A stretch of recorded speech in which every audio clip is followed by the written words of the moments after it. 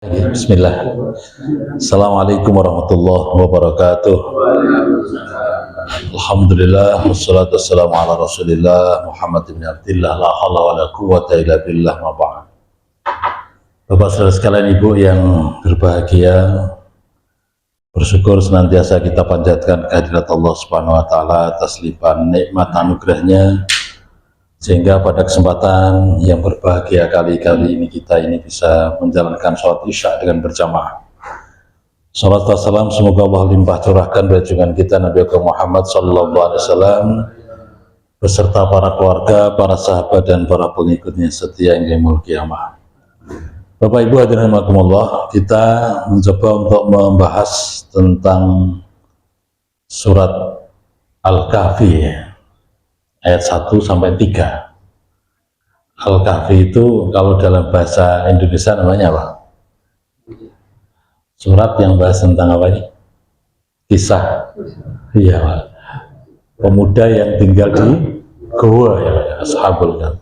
Makanya ayat ini, surat ini dikatakan juga surat Ashabul Kahfi. Tapi yang tertulis dalam Al-Quran biasanya adalah Al-Kahfi. Kenapa dikatakan Ashabul Kahfi? Karena mengisahkan di dalamnya adalah ada 7 pemuda yang tertidur atas kehendak dan izin Allah. Tertidurnya berapa tahun, Pak? 300 lebih, 309 tahun atas izin Allah. Dan mereka ngerti ini cuma berapa? Semalam aja, Pak. Ngerti ini semalam, tapi sebenarnya kenyataannya adalah 300 lebih.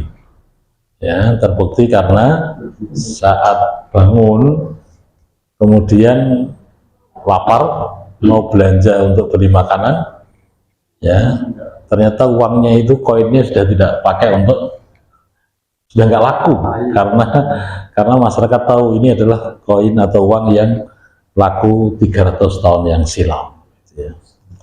Baik, itu semuanya kehendak Allah, Pak, ya. Jadi maka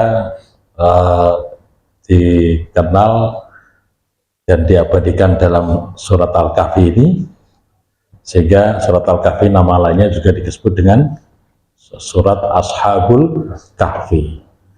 Nanti dibaca detail, Pak, tapi pada malam hari ini kita bahas hanya 3 ayat saja di awal daripada surat Al-Kahfi ini.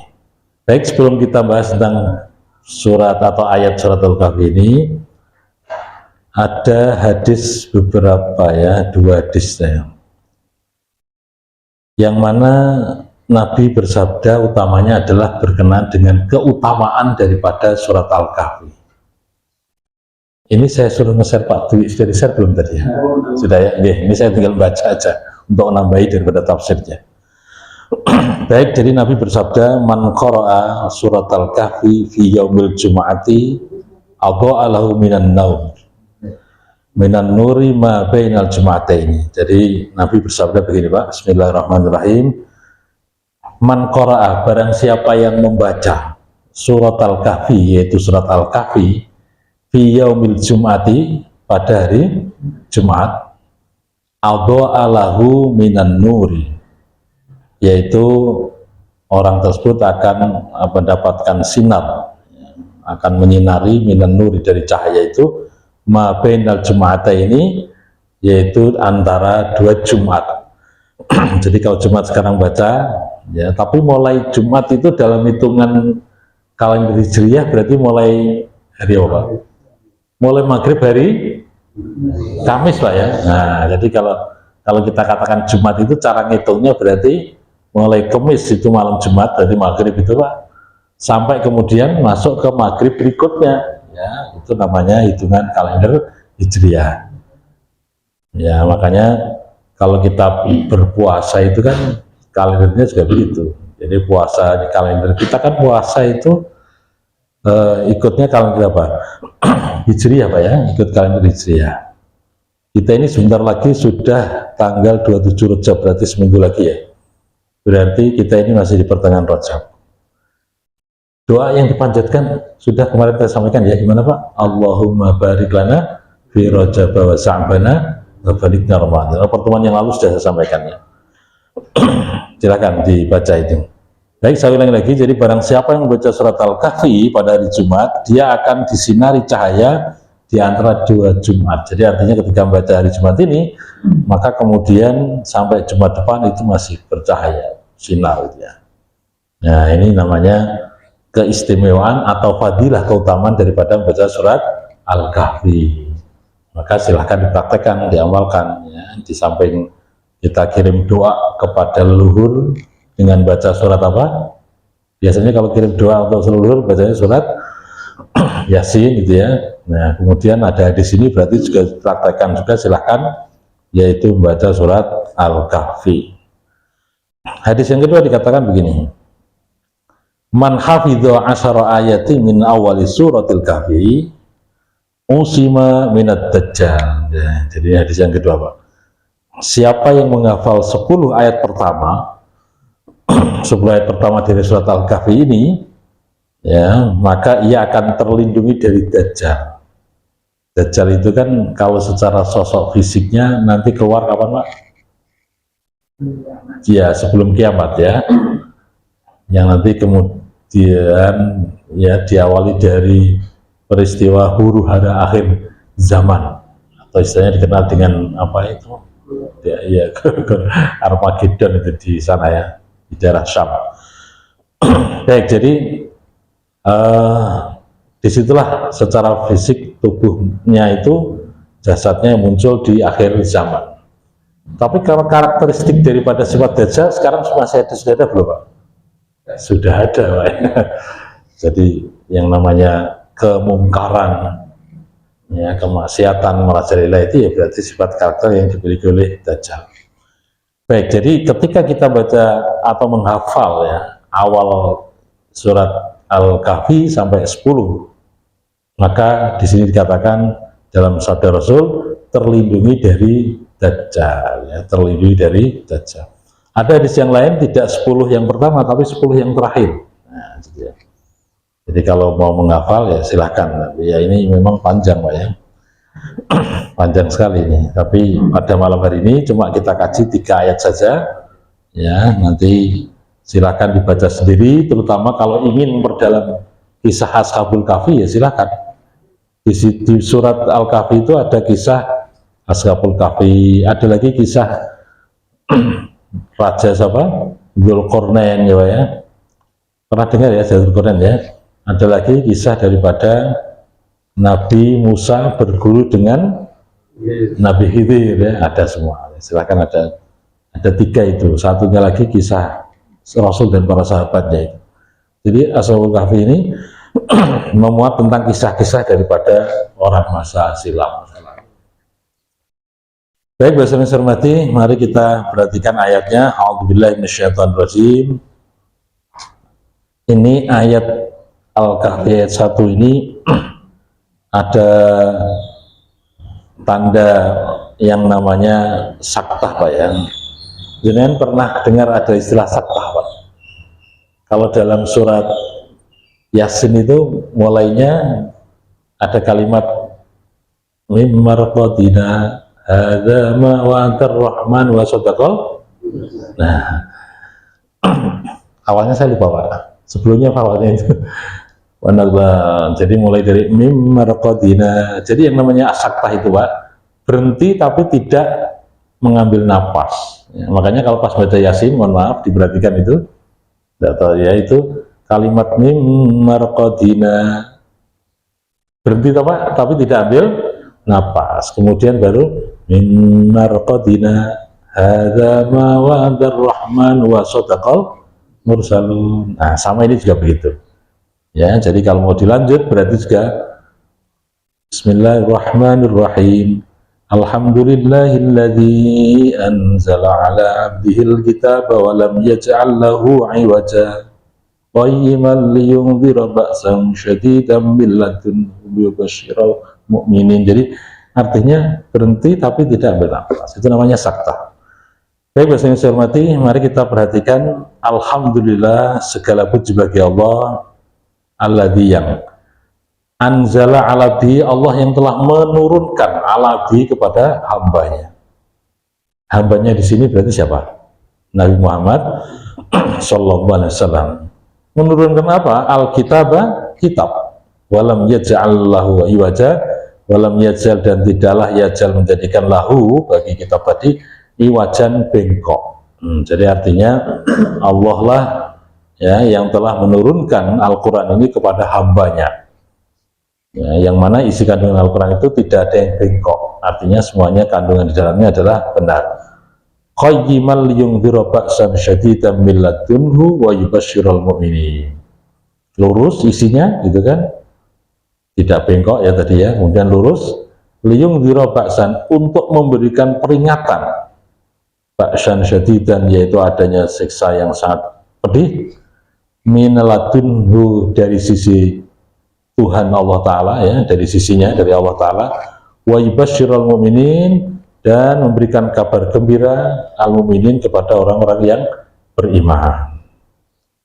Ya, apa itu kabar gembiranya orang beriman itu? Alladzina ya'maluna sholihat, yaitu mereka orang-orang yang beramal soleh, anna lahum ajron hasanah, sesungguhnya ya bagi mereka adalah ajron hasanah, yaitu pahala yang baik. Jadi tadi cara bacanya seperti itu Pak. Tapi kalau misalnya bacanya berhenti iwaja, berarti saktahnya nggak terpakai. Jadi misalnya dibaca Alhamdulillahilladzi anzala ala abdihil kitaba wa lam yaj'al lahu iwaja. Kalau berhenti biasa nggak apa-apa tuh. Qayyiman liyunzira ba'san syadidan min ladunhu wa yubashsyiral mu'minin. وَيُبَشِّرَ الْمُؤْمِنِينَ الَّذِينَ يَعْمَلُونَ الصَّالِحَاتِ أَنَّ لَهُمْ أَجْرًا حَسَنًا مَاكِثِينَ فِيهِ أَبَدًا. Baik, jadi hadirin rahimakumullah, kata-kata alhamdulillah sebagaimana kita bahas dulu misalnya surat Al-Fatihah ayat kedua itu, segala puji bagi Allah, yaitu as-sana'u 'ala Allahi bi sifatihi allati kulluha awsafin kamal, yaitu sanjungan kepada Allah Ta'ala bisifatihi allati kulluha awsafil kamal, yaitu dengan sifat-sifat Allah Ta'ala yang mana sifat Allah itu semuanya penuh dengan kesempurnaan. Coba mari kita perhatikan Pak, sifat dan nama-nama Allah yang indah yang terkumpul di dalam Asmaul Husna saja, yang mana kita paham jumlah Asmaul Husna ada berapa? 99 itu Pak. Semua Asmaul Husna itu adalah penuh dengan kesempurnaan, sifat daripada kesempurnaan Allah Ta'ala. Jadi tidak ada kekurangan sedikit pun yang dimiliki oleh nama-nama dan sifat Allah yang ada di dalam Asmaul Husna tersebut. Sehingga ketika kita katakan Allah adalah As-Sami, Allah Maha mendengar. Bahkan maha mendengarnya Allah itu tidak hanya sekedar mendengar yang terdengar oleh pendengaran kita, tapi juga mendengar sesuatu yang sifatnya gaib, tersirat di dalam hati kita, belum nampak ya. Itu kemudian ada suara apa gitu ya, Allah Maha tahu, Maha mendengar. Sifatnya gaib, Allah Maha tahu. Al-Basir misalnya, Allah adalah Maha melihat, juga begitu. Ya, beda dengan kita itu memiliki mata untuk melihat, tapi penglihatan kita adalah terbatas gitu ya. Makanya kenapa kita dalam sholat itu mengawali sholat dengan kalimat apa? Takbir Allahu Akbar, Allah Maha Besar. Itu memudahkan diri kita untuk memahami kenapa kita tidak bisa melihat Allah Ta'ala ya, kenapa Allah itu adalah gaib, yang Maha Gaib.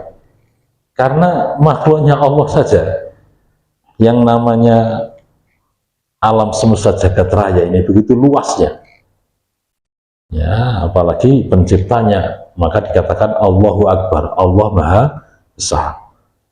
Baik, jadi kata-kata alhamdulillah pada ayat ini adalah menunjukkan kekuasaan Allah, kesempurnaan Allah di dalam sifat-sifat Allah, terutama di sini adalah dalam hal puji-pujian, as-sana'u 'ala Allah, puji-pujian atau sanjungan atas Allah Ta'ala, yaitu dengan sifat-sifat Allah, nama-nama Allah yang penuh dengan kesempurnaan. Wa bini'amihi adh-dhahirah wal batinah ad-diniyah wa dunyawiyah, dan menceritakan juga tentang nikmat-nikmat Allah yang nampak maupun yang tidak nampak, al-batiniyah ad-diniyah berupa persoalan agama, wa dunyawiyah maupun masalah dunia. Jadi Bapak Ibu yang saya hormati, ini menyanjung Allah Ta'ala, yang mana di situ nanti Allah adalah alladzi tafaddala fa anzala ala abdihi wa rasulihi Muhammad sallallahu alaihi wasallam, yang mana Allah adalah yang telah menurunkan atau telah mengutamakan makhluk yang termulia, makhluk yang dimuliakan oleh Allah Ta'ala, yaitu baginda Rasul, di mana turun kepada baginda Rasul ini yaitu yang namanya Alkitab, Al-Quran Karim. Ya, fungsinya Al-Quran di sini katakan adalah walam yaj'al lahu iwaja, yang mana Quran itu tidak ada yang bengkok. Apa maksudnya? Maksudnya adalah walam yaj'al fihi syai'an minal maili 'anil haqq. Artinya isi kandungan Quran itu adalah tidak ada sesuatu pun yang mana di dalamnya itu yang melenceng, yang condong kepada kebenaran. Jadi artinya isi Quran itu isinya benar, ya, karena kalamnya Allah. Makanya saudara sekalian rahimakumullah, kenapa kita ngaji di pertemuan seperti ini tentang isi Quran, supaya kita meyakini betul bahwa Quran itu adalah pedoman hidup kita dan isinya adalah benar, ya, isinya adalah benar. Kita bisa menggunakannya. Nah, pada malam hari ini ada satu kalimat yang saya coba kaitkan dengan surat Al-Isra, Pak. Ini kan kalau kita lihat yang namanya Isra Mi'raj, kita jatuh pada tanggal berapa?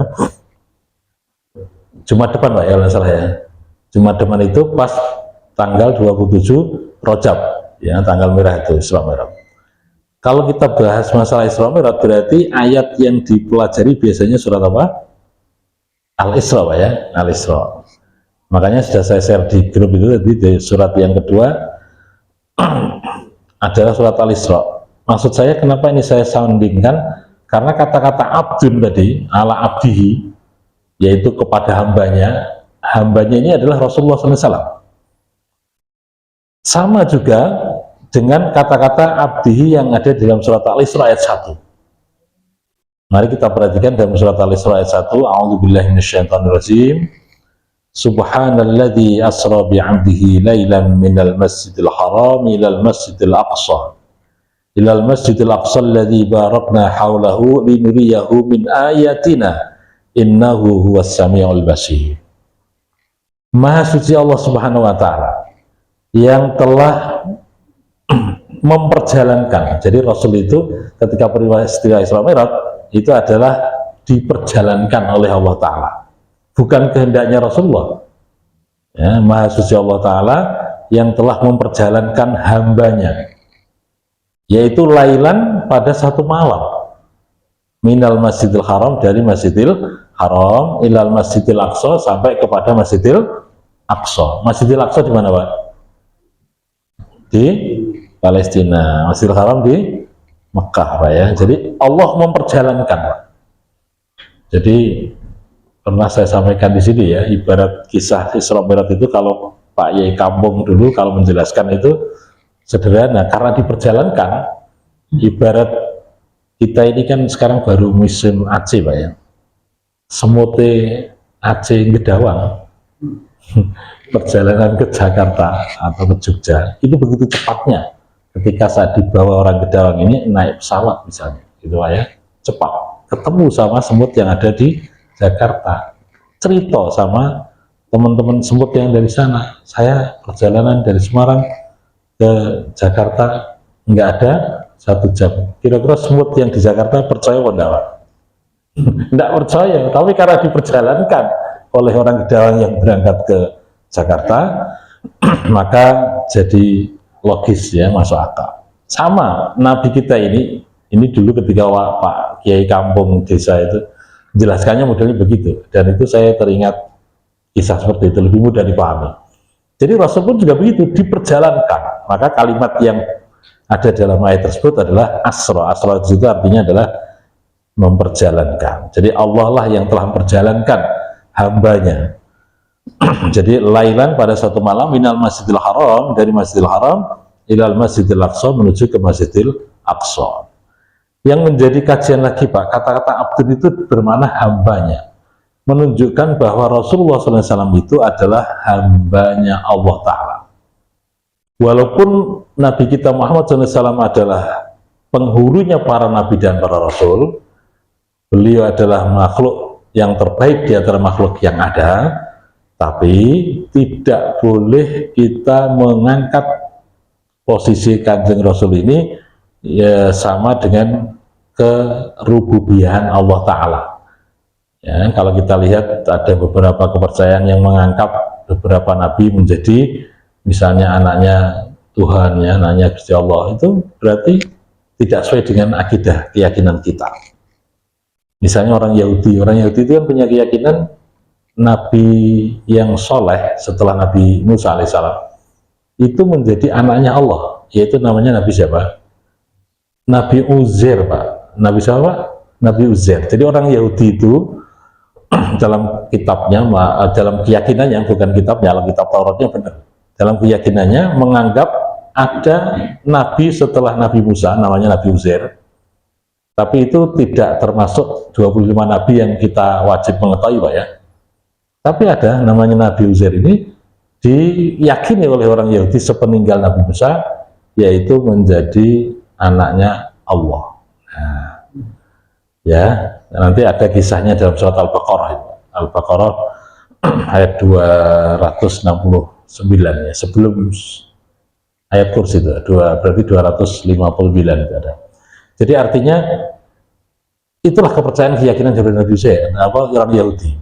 Kalau orang Yahudi setelah Nabi Isa, gitu kan, itu orang Bani Israel juga ya, menganggap Isa menjadi anak apa?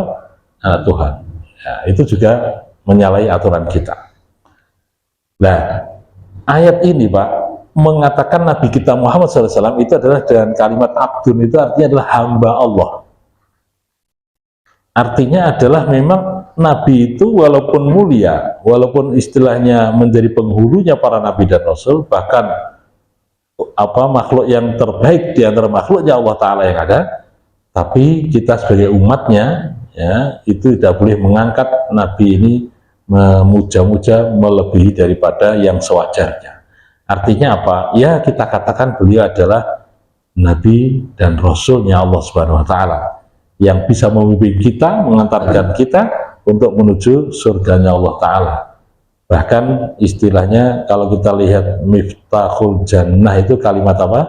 La ilaha illallah. Ya, sementara dalam rangka untuk menuju surganya Allah, yang membawa kuncinya istilahnya dalam rangka membimbing kita menuju ke sana, yaitu baginda Rasul Muhammad Sallallahu Alaihi Wasallam. Tapi kita nggak boleh melebihkan beliau ini melebihi daripada yang sewajarnya, ya, apalagi sampai mengangkat sebagai Tuhan. Tidak bisa begitu. Orang jahiliyah, Pak, itu menganggap kalau Allah itu juga punya anak, yaitu para malaikat. Nah, ini keyakinan-keyakinan yang salah itu maka dibantah oleh Al-Quran. Ya, artinya keyakinan yang salah itu diluruskan oleh Al-Quran. Itulah fungsi daripada Al-Quran.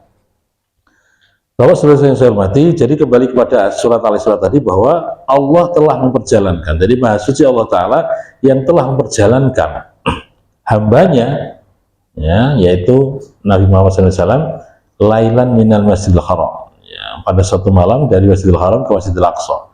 Yang kata-kata abdihi ini lagi kemudian dipahami oleh ahli tafsir bahwa Nabi Muhammad dalam peristiwa Isra Mi'raj itu tidak hanya sekedar ruhnya saja, tapi juga jasadnya, Pak.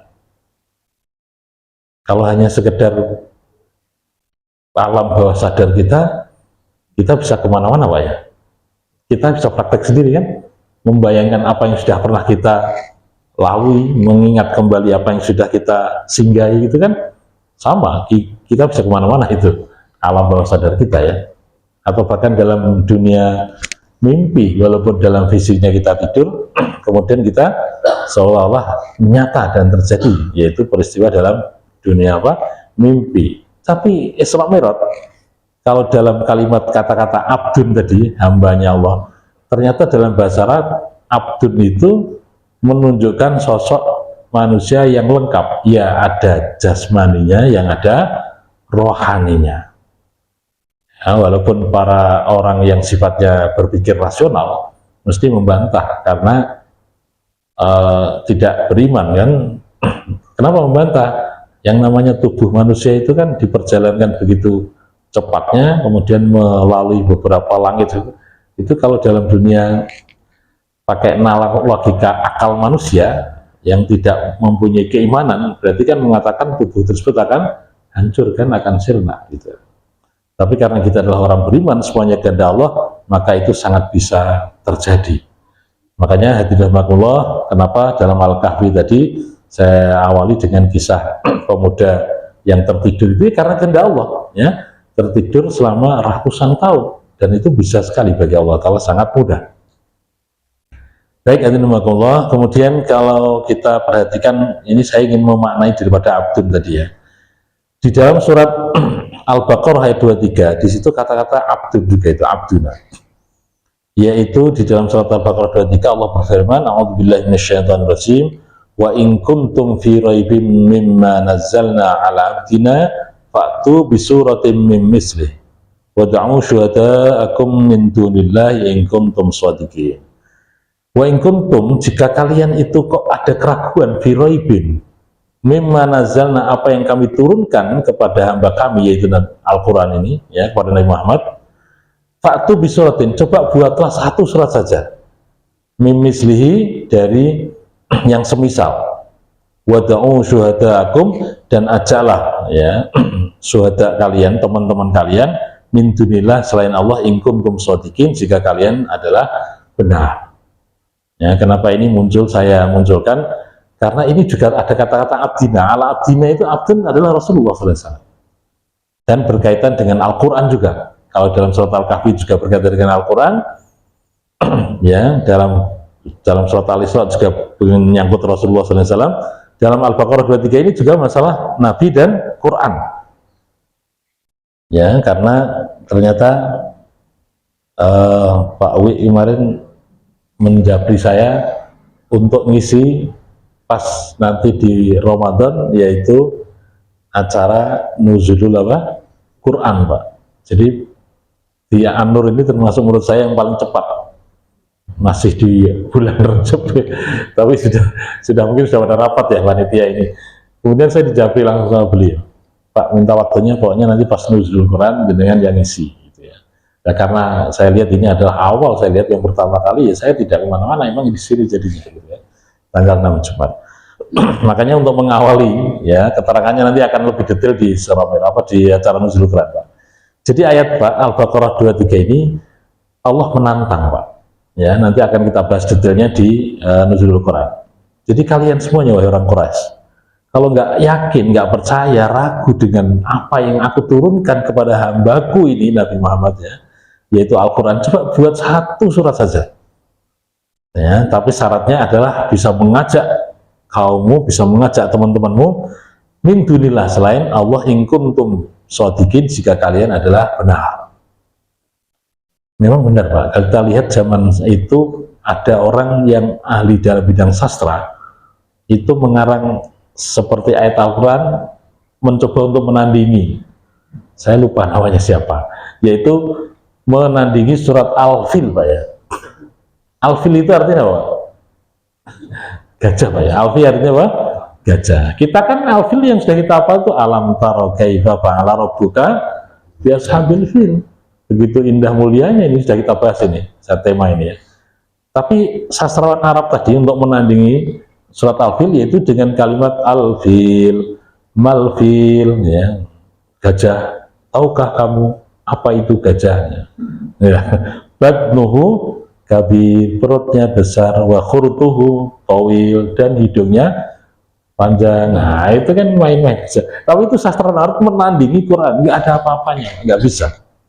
Ya, jadi Quran itu walaupun kalau kita lihat memang seperti sastra, seperti syair-syair Arab gitu ya, tapi bukan, ini adalah kalamnya Allah, jadi nggak bisa ditanding. Makanya Allah menantang itu kepada orang-orang Quraisy pada saat itu, wa in kuntum fi raibim mimma nazzalna, kalau seandainya kamu itu fi raibin, dalam keadaan ragu, wa in kuntum fi raibim mimma nazzalna gitu ya, kalau engkau ragu terhadap terhadap Al-Quran yang aku turunkan gitu ya kepada hambaku, fa'tu bi suratin min mislihi, datangkanlah, buatlah satu surat saja itu.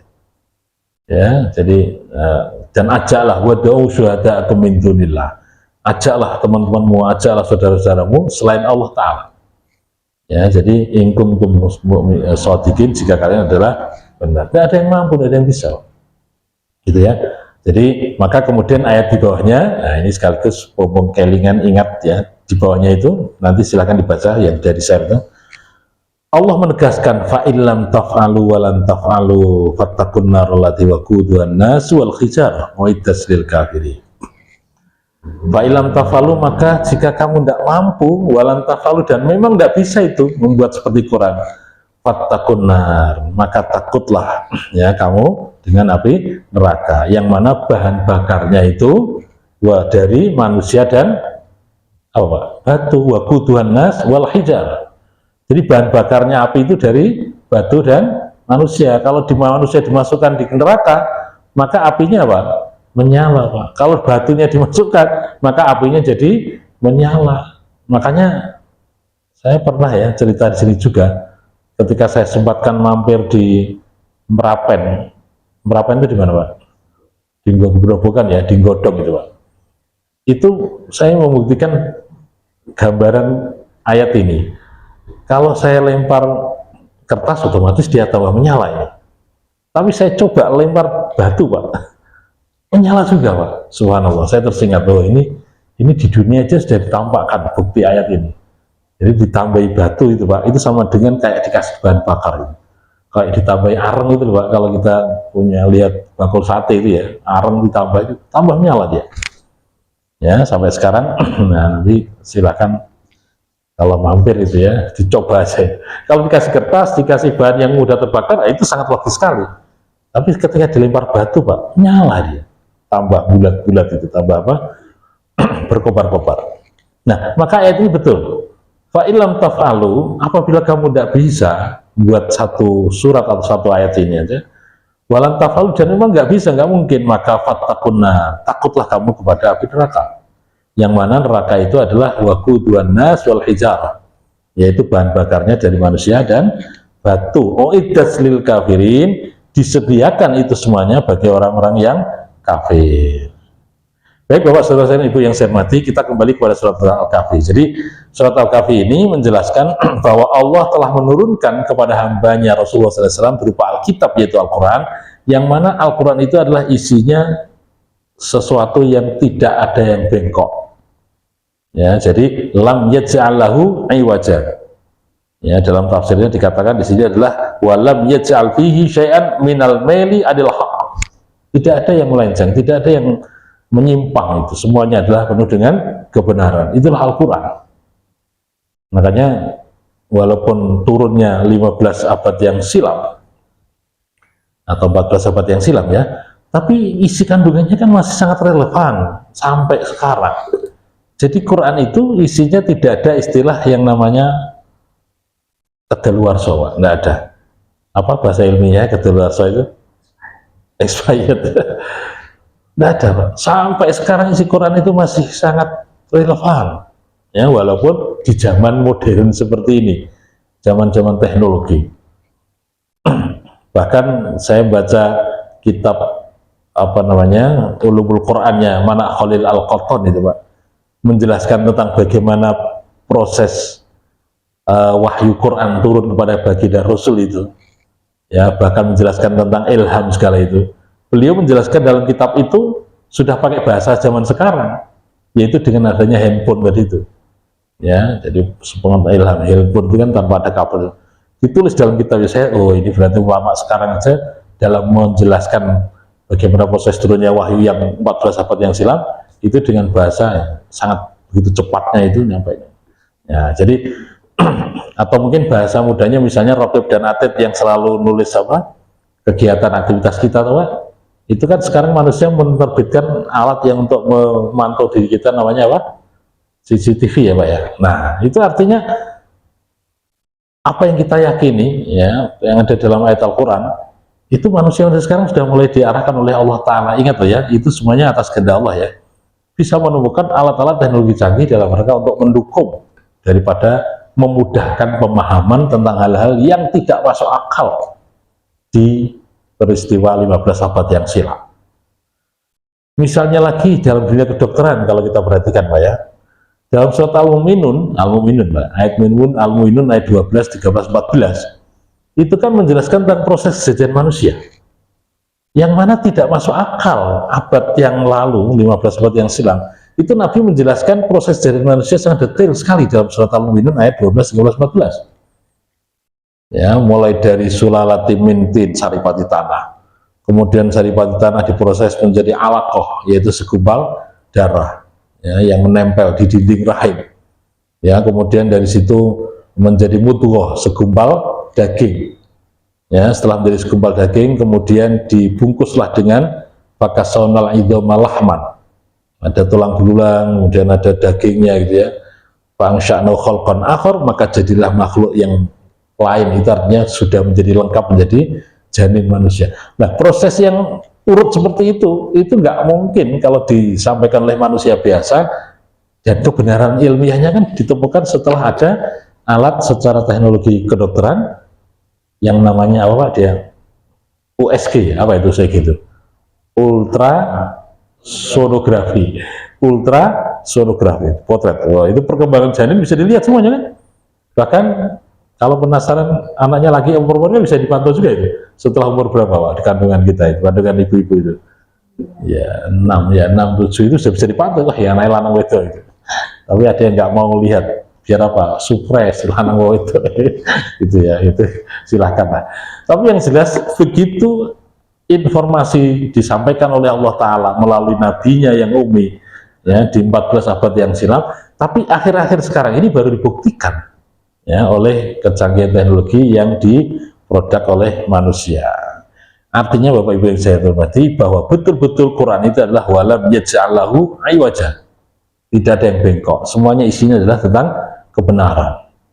Nah, kemudian berlanjutnya qayyiman liyundhira ba'san syadida, di samping isinya benar juga mengajak manusia untuk berjalan qayyiman, lurus ya. Di sini dikatakan yaitu ja'alallahu kitaban mustaqiman, Allah menjadikan Quran itu yaitu kitab yang mustaqiman, yang lurus jejak gitu ya, tidak bengkok lagi ya, la ikhtilafa fihi wala tanaqud, tidak ada perselisihan dan tidak ada kontradiktif antara ayat satu dengan ayat yang lain. Saya ulangi lagi Pak, ayat Quran itu yang jumlahnya berapa ayat Pak? 6.666, pokoknya 6 jumlahnya 6 Pak, ini jumlahnya 4, 6.666 ayat. Itu antara ayat satu dengan ayat yang lain itu nggak ada yang namanya kontradiksi, tidak ada, saling menguatkan antara ayat satu dengan ayat yang lain ya, saling menguatkan. Makanya tadi saya katakan contoh ketika saya akan menjelaskan tentang ala abdi yang artinya adalah hamba Allah, ternyata kan saya jelaskan juga surat Al-Isra ayat 1 yang berkaitan dengan Isra Mi'raj, itu kalimatnya juga abdun juga. Ternyata juga surat Al-Baqarah yang bahas tentang abdun juga, tentang Al-Quran. Nah, ini saling melengkapi, saling menguatkan, tidak ada yang kontradiksi antara satu dengan yang lain. Sehingga di sini dikatakan qayyiman, yaitu tegak lurus ya, yang mana tidak ada antar satu dengan yang lain yang namanya ikhtilaf wala tanaqud ya, tidak ada perselisihan dan tidak ada kontradiksi satu dengan yang lain. Itulah hebatnya Al-Quran, saling menguatkan Pak, saling menguatkan. Beda dengan produk manusia ya, ketika Bapak anggota Dewan menetapkan sebuah hukum, itu boleh jadi itu nanti akan bertentangan dengan hukum yang lainnya, produk manusia. Tapi Quran enggak, ini produknya Gusti Allah gitu ya. Jadi saling menguatkan, tidak ada kontradiksi satu dengan yang lain. Walaupun secara sekilas kadang-kala ada yang kontradiksi, contohnya begini Pak. Kalau kita lihat dalam surat Al-Ahqaf ya, ayat 15, itu kisahnya tentang yang namanya menyusui itu batas apa baiknya yaitu 2 tahun ya Pak ya. Nah, itu di ayat yang lain itu 30 bulan Pak. Kelihatannya beda, 30 bulan kan beda. Ternyata diteliti oleh ahli tafsir, yang dimaksud dengan 30 bulan itu kalender apa? Hijriyah. Nah, sekarang ini adalah kalender yang Masehi. Ya, kelihatannya berbeda, tapi ternyata dikaji lebih dalam adalah sama, hanya sudut pandangnya saya bagaimana melihatnya. Baik, kembali lagi, itulah Quran. Maka dikatakan qayyiman. Nah, fungsinya Quran itu adalah liyungdhira ba'san syadidan, untuk memberikan peringatan, Pak. Quran itu turun untuk memberikan peringatan, yaitu adanya ba'san syadidan. Ba'san syadidan di sini adalah liyungdhiral kafirina min adzabi syadidin min 'indihi, yaitu memberikan kabar informasi tentang azab yang pedih, azab yang sangat-sangat pedih kepada orang-orang kafir yang datangnya dari Allah Subhanahu wa taala. Dan fungsi Quran yang kedua adalah wa yubasysyirul mu'minin, artinya adalah memberikan kabar gembira kepada al-mu'min, orang yang beriman. Siapa itu orang beriman? Yaitu al-musaddiqina billah wa rasulihi alladzina ya'malul a'mal as-shalihah.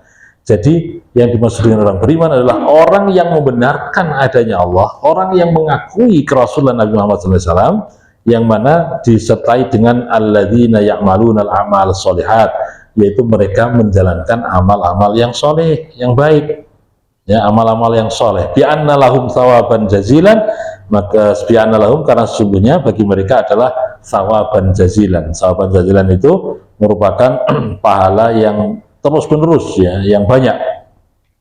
Jadi annalahum ajrun hasana, bagi mereka adalah pahala yang hasan, yang baik, ya. Itu di sini dikatakan dalam tafsirnya adalah bi annalahum thawaban jazilan huwa al jannah, akan mendapatkan pahala yang baik, yang bagus, yang terus menerus ada, yaitu al jannah, surganya Allah Subhanahu wa taala.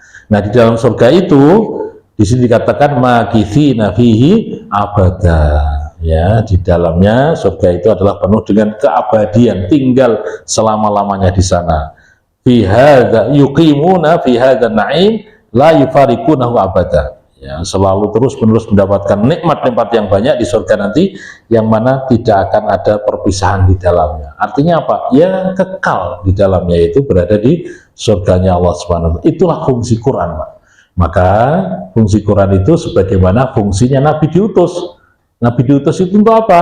Yaitu untuk basyirau wa nadhira, memberikan kabar gembira adanya surga dan memberikan peringatan adanya neraka bagi orang yang melanggar atau yang kafir, ingkar kepada Allah Subhanahu wa taala. Hadirin rahimakumullah, sehingga kita perlu meyakini benar, ya, bahwa isi kandungan Quran itu adalah tepat apabila kita amalkan untuk kehidupan di dunia akhir zaman ini, ya, supaya kita ini tidak terombang-ambing, supaya kita ini tetap dalam keadaan lurus, ya, tetap sesuai dengan yang dikehendaki oleh Allah Ta'ala, bersama dengan bimbingan Nabi Muhammad SAW di dalam sunnahnya. Baik, hadirin rahimakumullah, sebagai penutup, ada ayat yang kemarin saya share sebelumnya tapi lupa menjelaskan, yaitu dalam surat Fussilat ayat Fussilat ayat 46, sudah di-share oleh Pak Dwi sebelumnya kemarin, tapi belum saya. Ini sebagai prinsip, Pak, untuk penutup pada malam hari ini. Apa itu? Kalimatnya begini: a'udzubillahi minasyaitonirrajim, man amila sholihan falinafsi wa man asaa falaiha. Ya, ini yang saya katakan, sapa sing nandur bakal apa? Munduh. Itu ayatnya ini, Pak. Ya, wa man amila sholihan falinafsi wa man asaa falaiha. Wa ma rabbuka bidzallamil abid. Ternyata saya buka ulang apa yang saya sampaikan ke Pak Wi itu, ini belum saya sampaikan. Barang siapa yang beramal baik, Pak, maka amal kebaikan itu untuk dirinya. Barang siapa yang beramal jelek, kejelekan itu sebenarnya adalah untuk dirinya. Wa ma rabbuka bidzallamil abid, dan Tuhanmu tidak berbuat zalim kepada hambanya. Maksudnya apa, Pak? Bapak hadirin rahimakumullah, ketika kita berbuat baik, tolong jangan getun, jangan gelo, apalagi kemudian malah mengungkit yang lain-lain, ya, tidak baik. Ketika kita misalnya sudah bersama-sama di lingkungan RT, misalnya kita berusaha untuk membantu kegiatan di RT, itu kan kebaikan, amal soleh, Pak. Nggak usah gelo, nggak usah getun, karena kebaikan itu sebenarnya kembalinya ke kita, gitu ya. Kita mencoba untuk memakmurkan masalah ini, misalnya, ya, entah itu dengan sedekah kita, dengan biaya apa saja lah itu. Jangan gelo, jangan getun, Pak. Ya, jangan. Itu semuanya kembali kepada diri kita. Akan menjadikan diri kita itu penuh dengan keberkahan, Pak. Itu harus yakin. Ayatnya tadi itu. Ya, jadi Allah itu tidak akan berbuat dolim. Wa ma rabbuka bidzallamil abid. Jadi Allah itu tidak akan berbuat dolim kepada hambanya. Ya, Kejelekan yang kita lakukan itu pun juga balik kepada kita. Makanya menjadi introspeksi pada diri kita menurut saya, ya, di bulan 2026 ini Januari, ya. Mari hadirin rahimakumullah, kita mencoba untuk muhasabah, introspeksi diri. Ketika suatu saat ada yang tidak pas untuk diri kita, entah itu berupa persoalan hidup, entah itu berupa penyakit hadir datang ke tempat kita, entah itu yang namanya sifat yang merugikan lagi, ya, dan lain sebagainya. Itu hal-hal yang kelihatan jelek. Itu jangan langsung menyalahkan yang lainnya, apalagi sampai menyalahkan takdirnya Allah dengan kalimat gitu, Gusti Allah kuwi wong aku wis ibadah, wis sholat, wis sedekah, tapi kok isih diuji dengan ujian yang berat. Tidak bisa begitu, ya. Kita harus introspeksi pada diri kita. Kira-kira apa sih sebenarnya kesalahan saya? Kira-kira apa sih dosa yang saya lakukan? Sebenarnya apa sih yang saya membuat murkanya Allah? Nah, setelah introspeksi diri itu, maka perbanyaklah baca istighfar, mohon ampun kepada Allah Subhanahu wa Ta'ala. Insya Allah hadirin Allah, ini nanti akan kembali kepada kebenaran, ya, sesuai dengan petunjuknya Allah Subhanahu wa Ta'ala. Baik Bapak Ibu hadirin rahimakumullah, saya kira sampai sini dulu pengajian kita pada malam hari ini. Insya Allah kita lanjutkan di pertemuan yang akan datang, ya. Dan masih satu kali, ya, pertemuan insya Allah masih bulan Sya'ban. Semoga Allah Subhanahu wa Ta'ala memberikan kemudahan hidup kepada kita sekalian dan keberkahan di bulan Rajab ini, nanti berkah juga di bulan Sya'ban, dan sampailah umur kita sampai di bulan suci Ramadan insya Allah. Demikian, semoga ada manfaatnya. Billahi taufiq wal hidayah. Wassalamualaikum warahmatullahi wabarakatuh.